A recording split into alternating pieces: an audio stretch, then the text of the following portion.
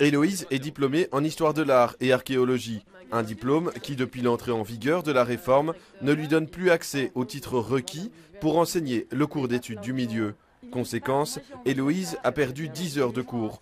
Aujourd'hui, grâce à cet assouplissement des règles, elle pourrait en récupérer.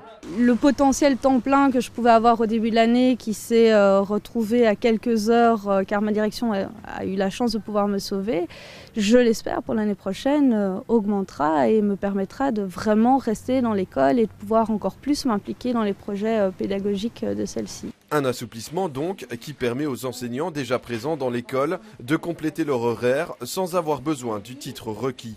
Autre adaptation, les professeurs engagés l'année précédente et qui n'avaient pas de titre requis, mais juste un titre dit suffisant, pourront eux garder leurs heures.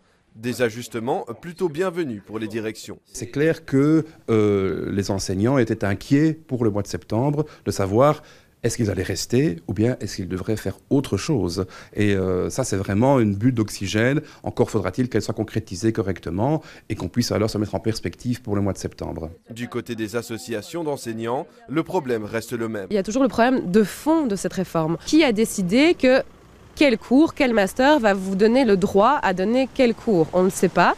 Il y a beaucoup de professeurs qui ont fait des recours jusqu'à présent et qui n'ont pas encore de réponse. L'entrée en vigueur des assouplissements est attendue par les directions d'ici la fin mai, date à laquelle elles devront se préparer à la rentrée prochaine.